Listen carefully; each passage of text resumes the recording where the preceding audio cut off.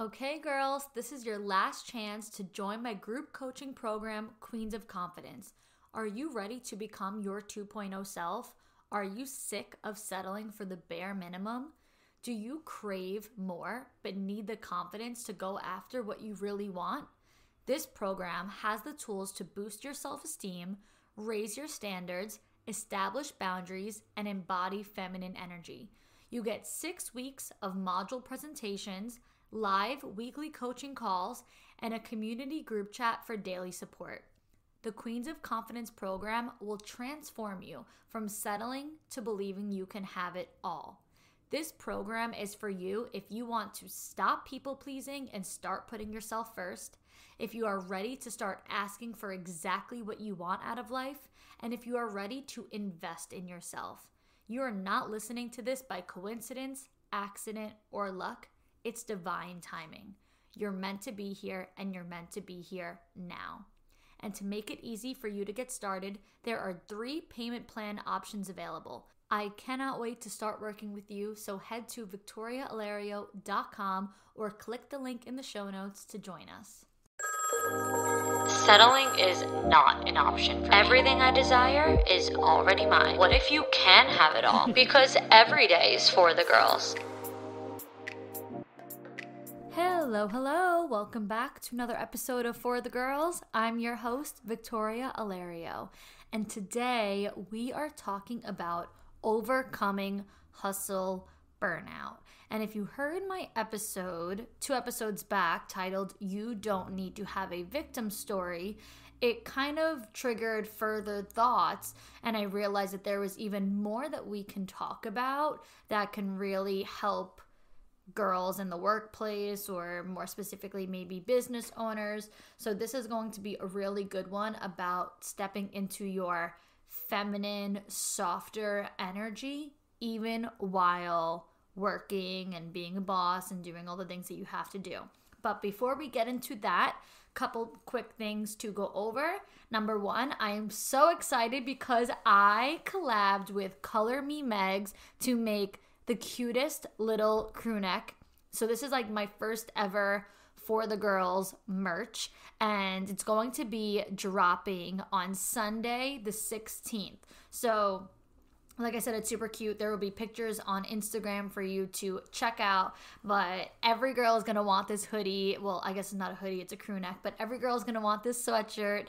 It is very aesthetically pleasing. It's very cool girl vibes, and it will be limited edition. So be on the lookout for this collab with Color Me Megs, and make sure to get your hands on it ASAP because it's launching Sunday the 16th, and it will not be around for too long.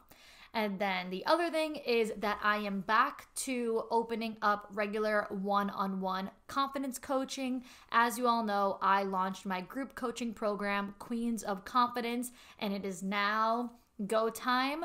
If there's anyone who does want to sign up at the last minute, send me a DM so we can get you in the program before the live calls start, which will be hosted on Sundays, beginning actually the same day that the crew neck is launched. So the 16th is going to be a big day because the crew neck will be launching that day, and it is the first live session of the group coaching program, Queens of Confidence. But if anyone is not joining that program, the link is now available again for one-on-one coaching with me, so you can inquire there if you want to work with me privately. So getting into today's topic, I'm going to jump around a little bit. Like I said, 2 episodes back, talking about you don't need to have a victim story, I said how that episode came to be because of a conversation that I was having with somebody who basically just said to me, like, you were born to do this, you were made for this, you don't have a before and after story, starting from a really low place and, transforming with your confidence because you've just always been confident. You were made to do this type of work. You were created for this. And I go on and on and on and talk about that in the episode. So if you haven't heard it, feel free to check that one out. And so I have been thinking about this specific type of topic lately. And then, if anybody has the app called The Pattern, if you don't have it, get it. It's insane because we all know our sign. Like, your birthday, your month, like it makes you your sign. Like I'm an Aquarius because my birthday is February 7th, but you also have a whole chart based on where you were born, the time of your birth, like all of these things aside from just your birthday. And so based on your whole birthday situation, like all the details, you have a whole chart. And so then you have a whole entire like horoscope based on your chart. And so the pattern gives you all of that information, and it is fucking creepy. I know some people are not really into the signs and they don't really believe in all that kind of stuff, but it is bizarre how on point it is. And it's not like you're giving them a ton of information. You're giving them simply your birthday and your name. Like you're not giving them personal information. It's just wild. And so the pattern gave me a crazy thing that was so spot on about work, and it was so similar to what I was talking about being born for this. So I'm going to read you guys my pattern that came up. And by the way, you get all different patterns: relationship, friendship, whatever, but also career. So this one was about career. And it says to me, at work and out in the world, you're intended to be of service to others in a way that feels sacred to you. You're learning what motivates you is not success or money, but being of service to others and making a genuine difference. You're not driven by materialism. You're more focused on spiritual pursuits and may find yourself drawn to experiences that bring you outside of mundane reality. You're intended to be more focused on healing and helping others, and you're intended to find work that feels like a calling, which this is where it gets weird. The whole like, you're intended to find work that feels like a calling, which is literally everything that I was just talking about, being born to do this. And it goes on to say, you're intended to do work that is something sacred to you. It should feel like you were born to do your job. Isn't this fucking weird? It should feel like you were born to do your job. Although it can be challenging to find a meaningful career that is also financially rewarding, but for you, it's worth the effort.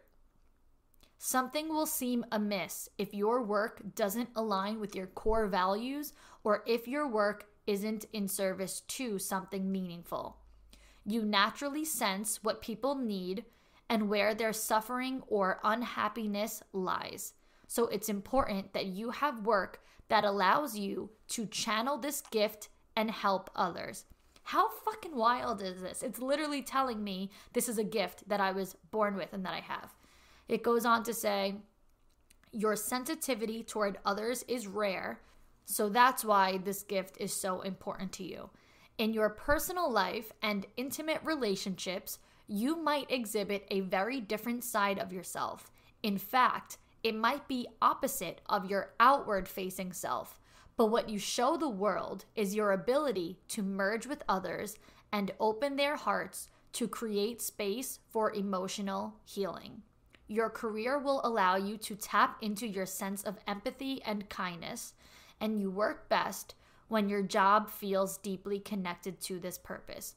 So this kind of just like blew me away because it was so on point to everything that I have been thinking and feeling lately. And it's even weirder because it says in here how I show a very different side of myself in my personal life and my intimate relationships, but in the other areas of my life, it's a very like emotionally healing, empathetic, kindness, deeply connected type of version of me. And it's so true because with my friends and people who know me, I'm very sassy and I'm a little, not to say like closed off, but I'm not as vulnerable or I'm not as open. I tend to have my guard up when it comes to intimate relationships, and it's just a different side of me versus when I'm doing this sort of work,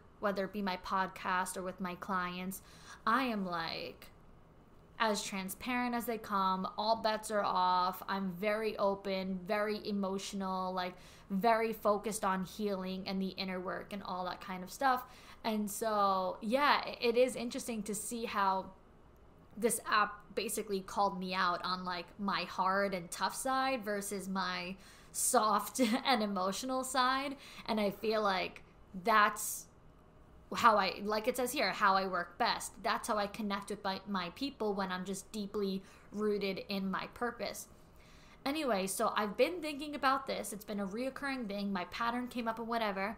And then it hit me yesterday how a couple of months ago, back in, I believe, October or November, there was a post on Instagram that I reshared. I reshared all the slides, and it was posted by somebody whose their Instagram account is Samantha S.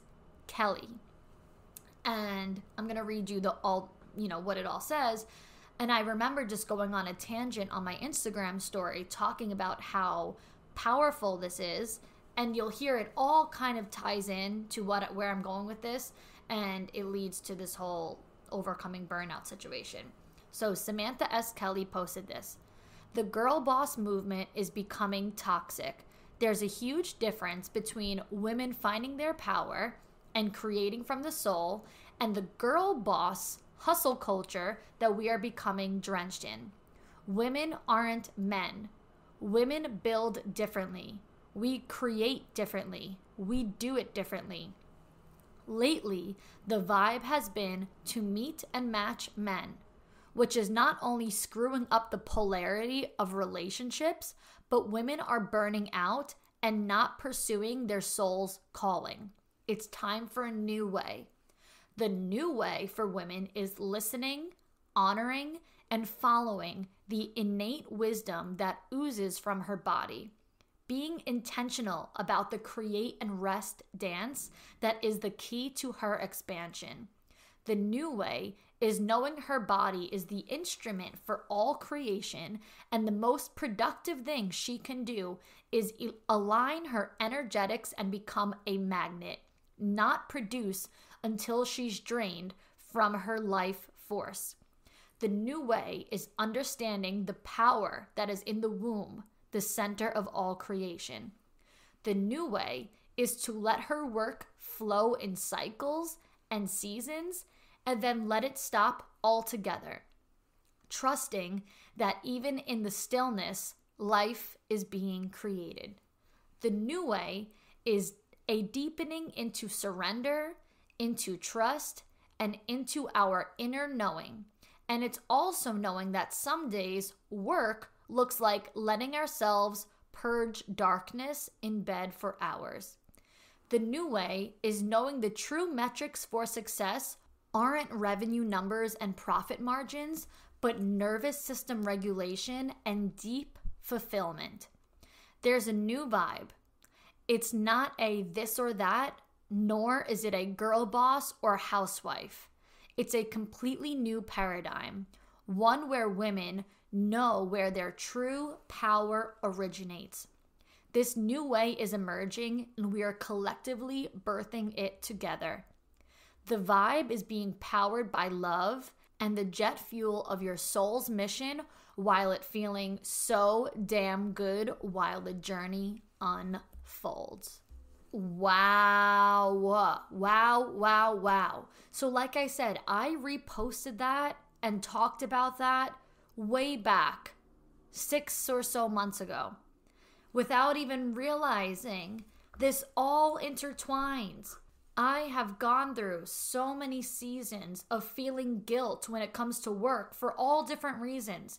Guilt that I'm not working hard enough, guilt that I'm not working enough hours, or guilt that I don't have a victim story and I don't have a before and after transformation, and guilt that what I do just comes naturally to me, and guilt that I don't have to work as hard on my gift as other people do because it's just for me and it's just deep within my core beliefs and my values and my soul and my purpose.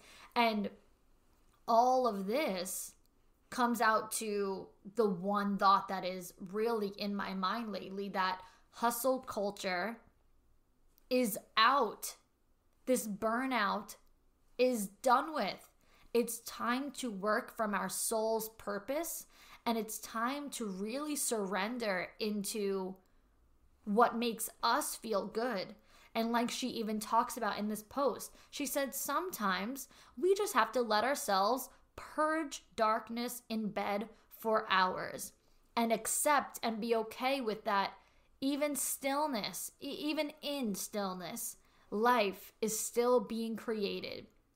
And just work in the flows and the cycles and the seasons and come and go, and let yourself just be a woman who creates from the soul and not in this forceful this or that. Like, I either got to be a girl boss or I got to be a housewife.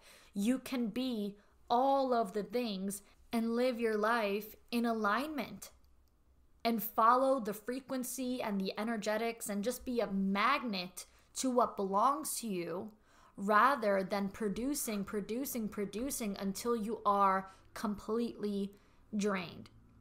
I've realized that hustle culture is actually driven by a scarcity mindset. And I realize how hypocritical I have been at points, because I'm all about abundance. I talk about abundance in all of these episodes. I talk about abundance with my clients. I'm always coaching about operating from an abundant mindset. But I also spent years in this hustle culture way and feeling guilty, like I said, if I wasn't hustling, and making other people feel guilty if they weren't hustling. Like, I was just really this go, go, go, go, go. No one should be watching Netflix. Like, I was always like reposting things. Like, not that I was creating the content, but you know when those memes come up on your Explore page and it's like, if you have time to watch Netflix, you have time to build a dream. And it's like talking about the things that you should be doing in your spare time. And I used to believe that like there was no such thing as free time. So instead of going out on weekends, I was working on weekends. Instead of spending my nights in bed watching a show, I was spending my nights working, because I just felt like I shouldn't do that. Why would I waste time doing something unproductive when I can be productive? And when you really think about it, that is not abundance. You think you're generating abundance because you're like, oh, well, I'm hustling for more. And abundance is all about more, and I can have whatever I want. I can have all the things, and I can have more. So you think by hustling more that you're generating abundance. But the reality is you're in survival mode when you're doing that. You're in scarcity mode when you're doing that. It's almost a fear of not having enough, or not doing enough, or not getting enough. That's what's making you want to hustle even more. So when I had gone through phases of making it like you shouldn't be enjoying free time, or you shouldn't be resting because there's so much work to be done, even though I thought that it meant I was going to see more success than other people, really it ultimately meant in my own head I didn't have enough success. I needed more success, and I didn't have enough to be able to enjoy my life because I couldn't afford to enjoy my life. And when I think about it now, I'm like, wow, that is fucked up. I was not protecting my energy at all. I was depleting my energy. I was not taking care of myself at all. And I think that we need to take care of ourselves and protect ourselves and our energy guilt-free. Rest and self-care are a requirement, not a reward, not a privilege. We are all entitled to have rest and self-care. Not think that, oh, if I do this, then I can reward myself with laying down or with a nap or taking care of myself or getting a massage. In fact, it's the opposite. Rest and self-care are a priority. They are a non-negotiable. We need to listen to our gut, especially as women. They always say, there's nothing like a woman's intuition. A woman's intuition is everything. So we need to listen to our gut, listen to our intuition, and listen to the calling that's in our core and in our heart and on our heart, and allow ourselves that grace. And if something feels out of bounds, we have to trust that feeling and say no. What do I always say? If it doesn't feel right, it isn't right. This episode is sponsored by BetterHelp. You girls know I always talk about stepping into the highest version of you or your 2.0 self, but it is not that simple. Getting to know yourself can be a lifelong process, especially because we're always growing and we're always changing. I am certainly not the same woman I was even 3 years ago, or sometimes I even listen to things I said in a podcast episode from a year ago, and I feel differently now since I've evolved. Therapy is all about deepening your self-awareness and understanding, because sometimes we don't know what we want or why we react the way we do until we talk through things. BetterHelp connects you with a licensed therapist who can take you on that journey of self-discovery from wherever you are. It's helpful for learning positive coping skills and how to set boundaries, and it empowers you to be that best version of yourself. It isn't just for those who've experienced major trauma. So if you're thinking of starting therapy, give BetterHelp a try. It's entirely online, it's designed to be convenient, flexible, and suited to your schedule. Just fill out a brief questionnaire to get matched with a licensed therapist and switch therapists at any time for no additional charge. Discover your potential with BetterHelp. Visit betterhelp.com/forthegirls today to get 10% off your first month. That's BetterHelp, HELP.com/forthegirls. So something I have been really conscious of this season is my spending habits. So I've been getting a lot better on saving, and one of the first steps has been budgeting my food expenses. If you want to save money with me, you need to try Every Plate, America's best value meal kit where you get more bang for your bite.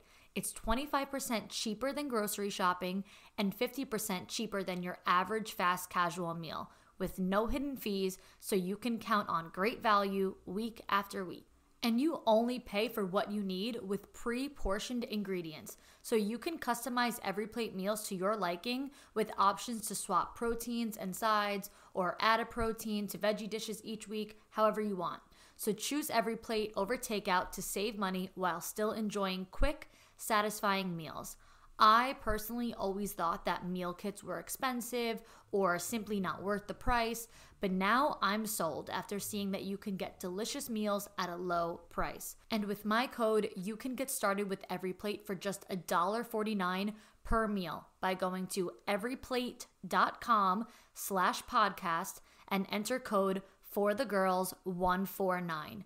Again, that's just $1.49 per meal by going to everyplate.com/podcast and enter code ForTheGirls149.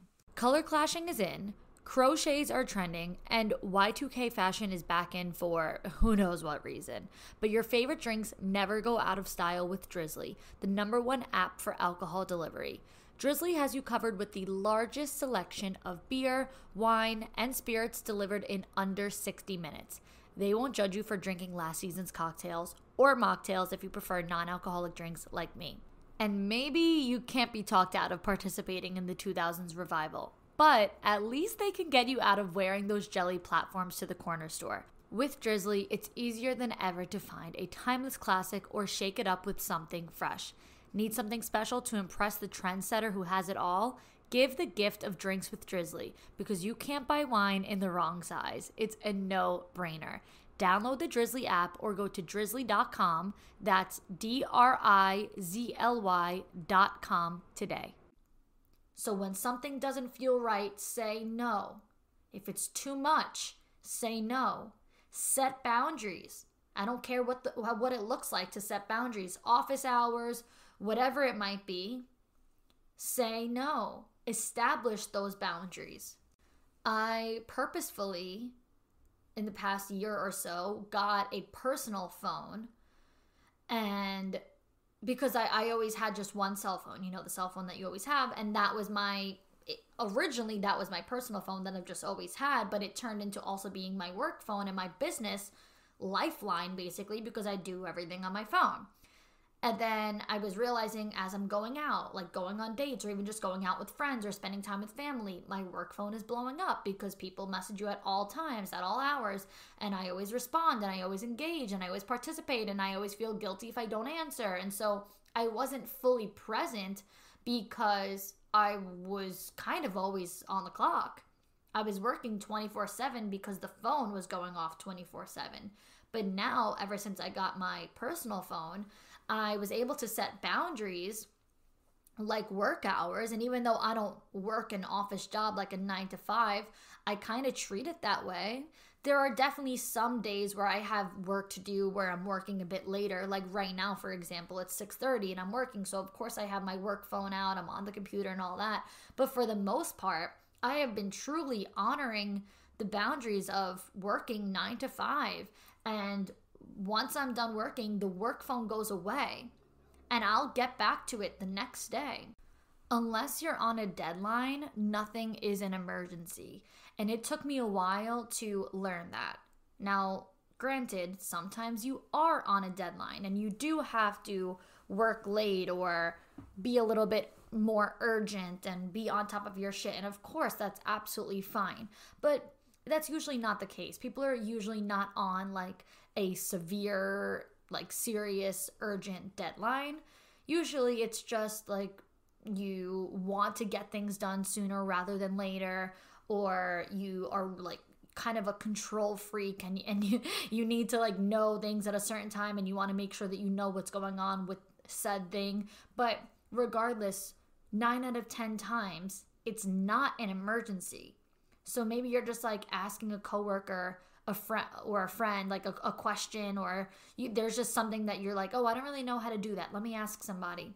What difference does it make if they tell you now or in the morning?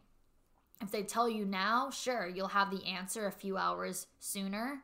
You'll be able to start working on it a few hours earlier. But ultimately, the sky is not falling by a difference of a few hours getting the answer to your question. So you have to realize if it's not an emergency and it's not a deadline, then it doesn't need to be treated as such. And I'm someone who's always been a big control freak when it comes to work. And so there have been times where I was working with people who do establish boundaries and work hours for themselves. And even if they have the phone on them, they just simply don't answer you until the next day. If somebody work related or business related is contacting them at 7 or 8 p.m., they don't respond at all.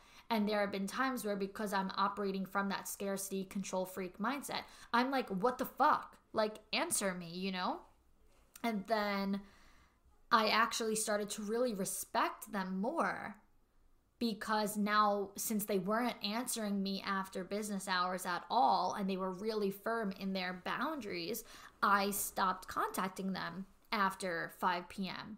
Or I knew, you know, if I have a question, I need to save it for 8, 9 a.m. the next day. Or even if I do send it now, I know I'm not going to get a response now. So I began subconsciously following their boundaries even when I was still working, because I'm like, oh, I know that she won't answer right now. Oh, I know that he won't get back to me till tomorrow.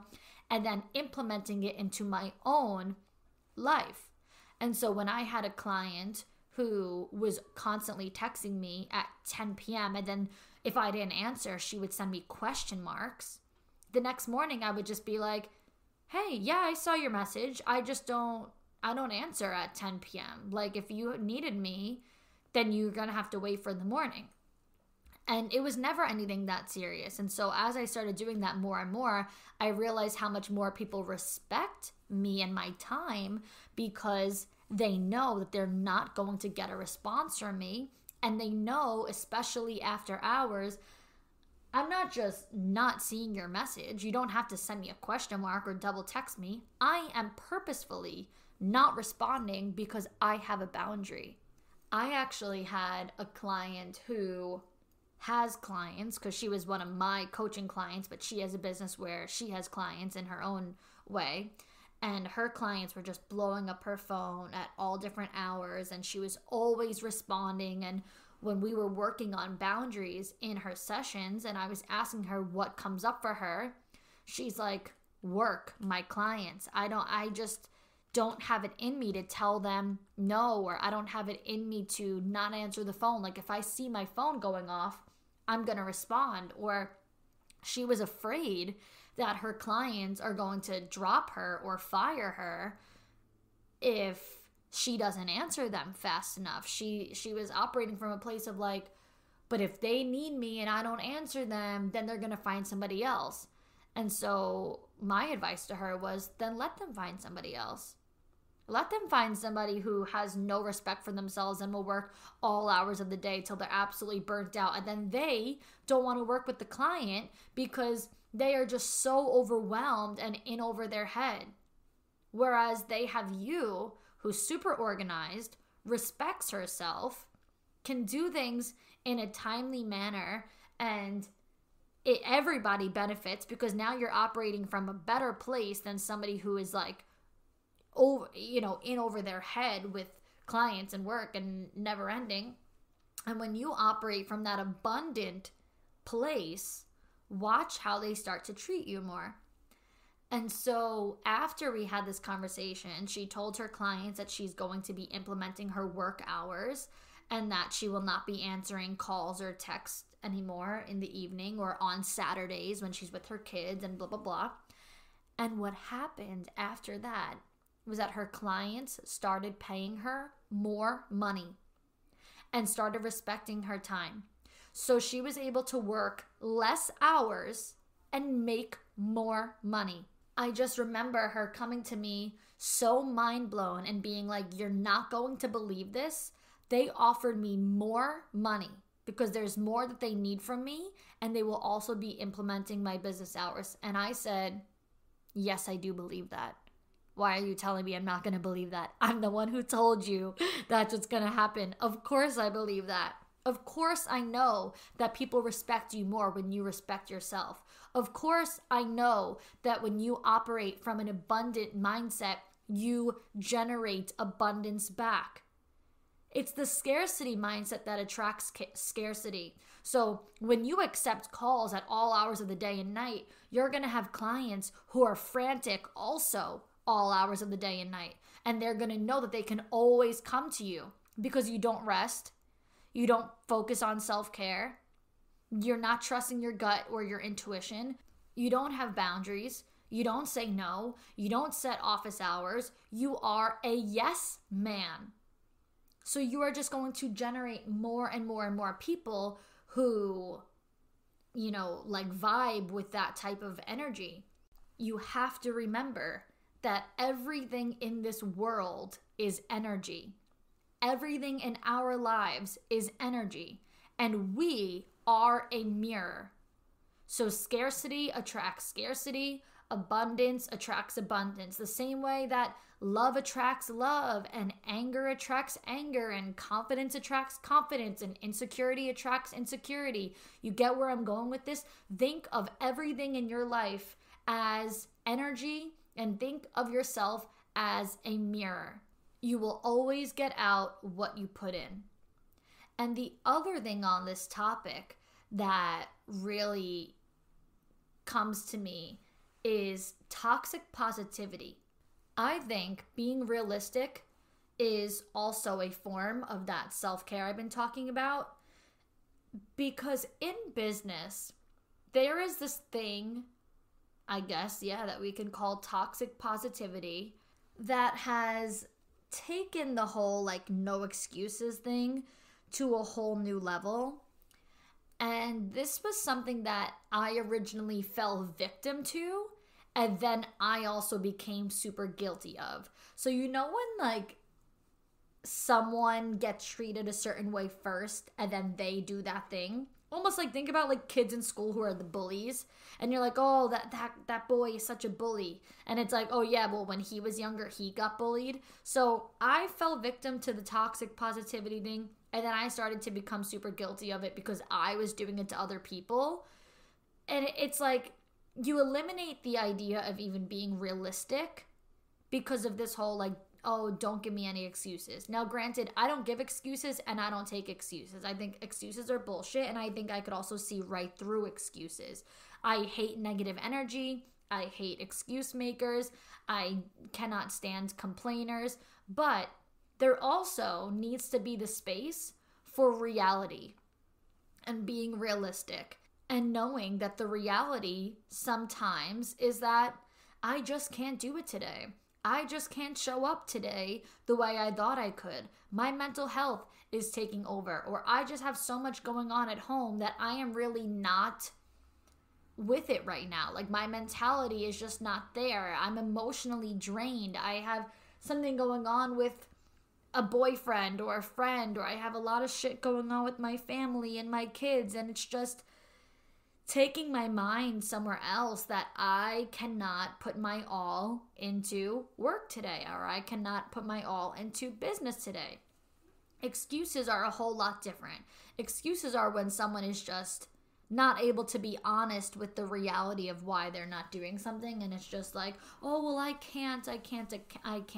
So I'm not trying to say that we can start like giving all the excuses in the world, but I am right here saying it loud and clear. I am putting my hand up, waving the white flag, and saying that I have been super guilty of not letting anybody have any reason to say, I can't.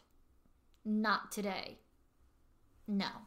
And when you find yourself in that position where you're finally like, I can't show up today, you do realize how much hustle culture affects your mental health and gives you so much anxiety. I mean, like I mentioned, this toxic positivity, the guilt, like living life with guilt is such a terrible thing for the mind, and it does create like so much anxiety that you, even if you're not diagnosed with anxiety, or you're not diagnosed with depression or mental health problems like that, you can still experience it in some ways because your priorities are just all out of whack. And instead of you coming first and you being at the top of the totem pole, you're not taking rest and you're not prioritizing yourself and all of the things like I mentioned in the beginning. And the other thing too is that success is different for everybody, because realistically, how you and I define success is completely relative. Success to me is going to be what's beneficial to me in my life, and success to you is going to be what's beneficial to you in your life. I'm someone who my like true life meaning of success is really just freedom. So it's not necessarily a dollar amount, because I'm not looking for a certain amount. Wait, I had to cut and stop recording right there because an email came through on my screen that I was accepted for the Jonas Brothers verified fan presale, and I am so excited. If you guys are a Jonas Brothers fan, then I'm sure you know this whole like verified fan thing that goes on is very anxiety ridden, and it has had me in a chokehold, completely crippled for the past few days. But I just got accepted and the pre-sale is in the morning and I cannot wait. But anyway, what I was starting to say was it's not about a certain amount, because I am somebody who just likes to have freedom during the day to do what I want, where I want, when I want. And I just love the simple things like being able to wake up at whatever time in the morning without setting an alarm, and I can spend my day in bed catching up on Vanderpump Rules and whatever show I'm watching if I want. Whereas somebody else might be more outdoorsy and their means of success is traveling the world, and they might never want to have kids. They might never want to get married, but there's a certain amount of money that they want so that they can travel and spend months or weeks on end abroad or whatever it might be. And for me, I'm the complete opposite. Success for me is being like really settled down in a simple kind of quiet life that I just have the freedom to live however I want. Moral of the story is that success is relative, money is relative, all different means of living is relative for people, and so it's causing anxiety for people to have this like hustle culture when we don't even want the same life anyway. Like, we can't really be following the same rules as each other and all living life the same way, and we're all like now causing anxiety about, oh, we gotta like run as fast as we can for this, that, and the third, when at the end of the day we might not even want the same things anyway. So what are we doing? We're like chasing each other and competing with each other and going after each other and all of this stuff. And it might not be in a hateful way. It might be in a positive, productive way. But we're all just like running for the hills. And does anyone even really know why? Does anybody really know what we're going crazy about? Definitely something to think about. So with that being said, that is all we have for today. Thank you, girls, so much for listening. Until next time, girls.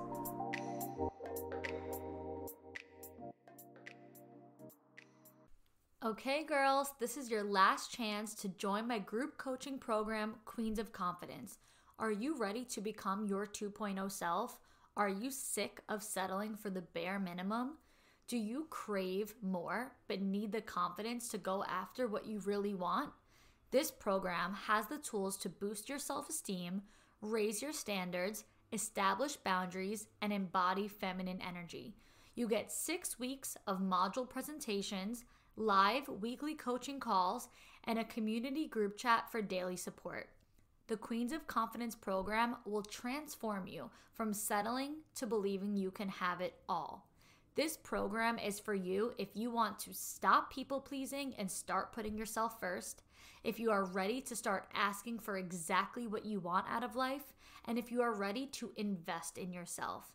You are not listening to this by coincidence, accident, or luck. It's divine timing. You're meant to be here, and you're meant to be here now. And to make it easy for you to get started, there are 3 payment plan options available. I cannot wait to start working with you, so head to victoriaalario.com or click the link in the show notes to join us.